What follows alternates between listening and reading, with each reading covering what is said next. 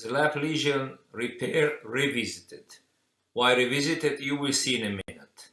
What is a SLAP? Everybody knows it. It is a tear of the superior labrum that may lead to symptoms of pain, clicking, and or instability.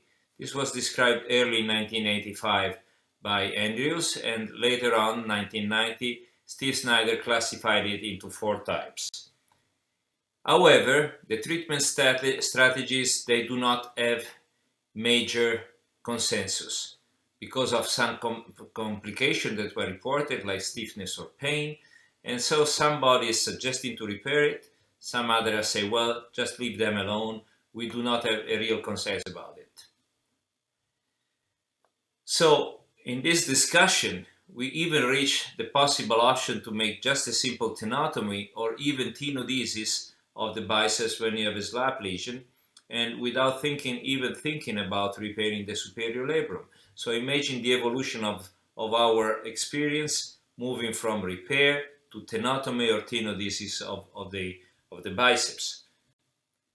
This is a little overview coming from the literature from the group of Tony Romeo that is proposing 3 possible options: arthroscopic repair in the young active thrower, tennis player or so, or military, like quite common in the US.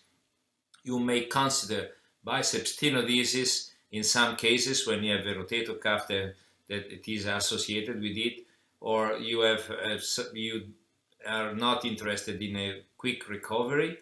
But in the elderly people, biceps tenodesis is highly recommended. Senior, I should say, over 40 years, so not very old. But we are talking about SLAP lesion.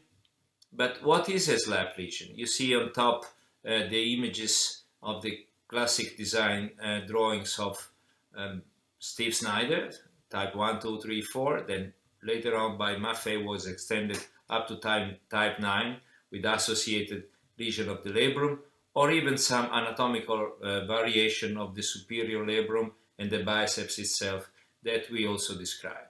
So we are not talking about the same thing under the same acronym. We have possible different conditions.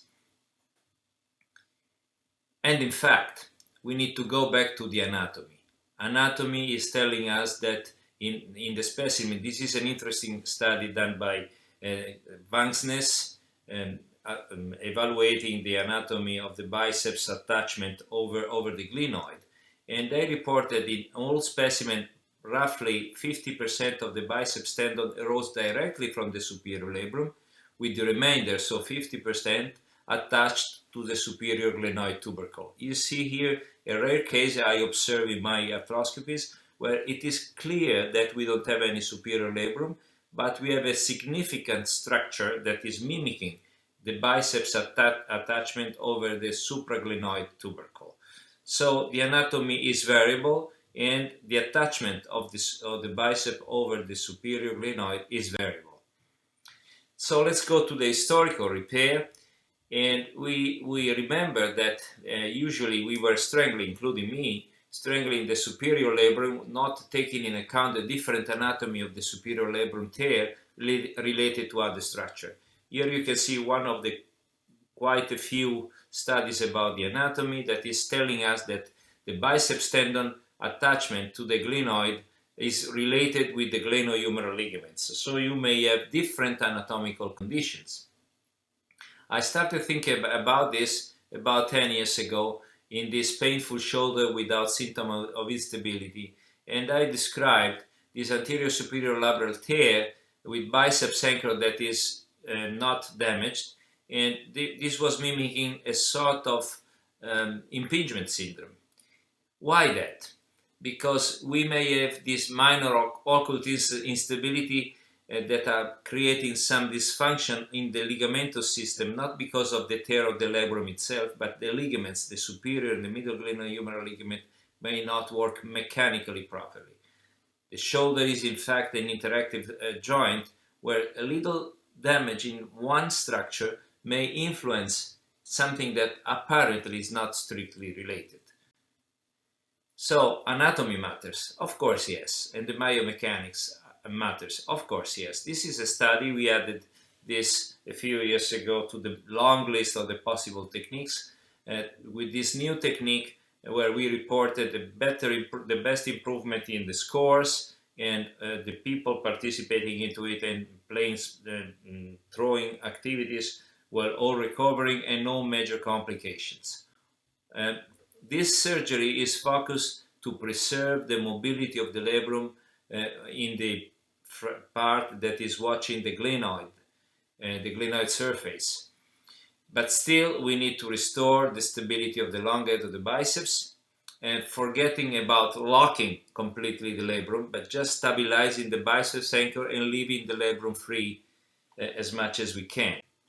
Here you can see clearly this technique that we describe. On left you see the drawings of the original article, and on the right you see briefly what we do.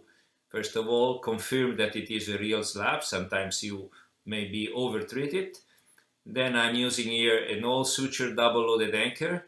It is the why not one step. Just you drill a little tiny hole, 1.8 millimeters, and then you put this all suture anchor that is double loaded. And once you are happy with the insertion, you don't need to have any further step to be done. You simply remove the introducer and that's it. You don't have any metal, you don't have any resorbable structure, nothing, just a little suture that is holding the sutures there. So this is very quick, pulling the little suture to make it strong in a bone, and then it's time to start our repair. In this case I use the tape suture instead of standard suture limbs. And you know what I'm doing. I'm reaching from posterior with my spectrum hook, that is the favorite tool for this kind of procedure. And I use a monofilament, just a PDS in this case, just to use like a shuttle and retrieve my suture. I come from the anterior portal. It is a little more challenging. I use just two portals only, one anterior superior and one posterior for the scope. I retrieve the first suture, and then I repeat the same step from the most anterior part, always with my spectrum hook, roughly 8 millimeters or so.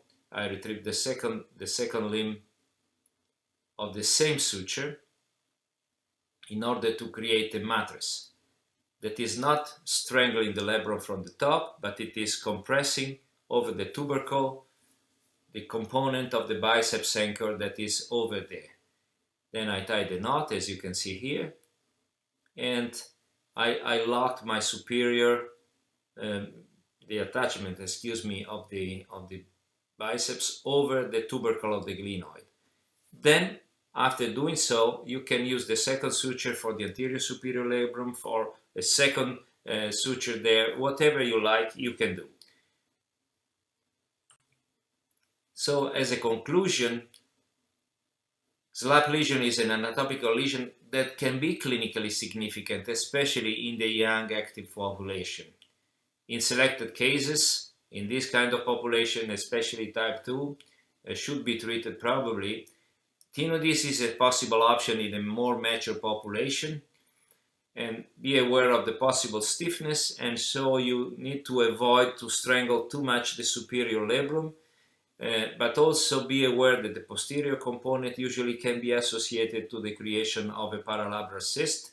So you must be aware of it. But first of all, never forget, this is why I revisited, follow the anatomy and the biomechanics for the treatment approach. Because sometimes we speak about a SLAHOC repair, but in reality, we repair or stabilize the shoulder in a specific little point like the superior or the middle glenohumeral ligament attachment.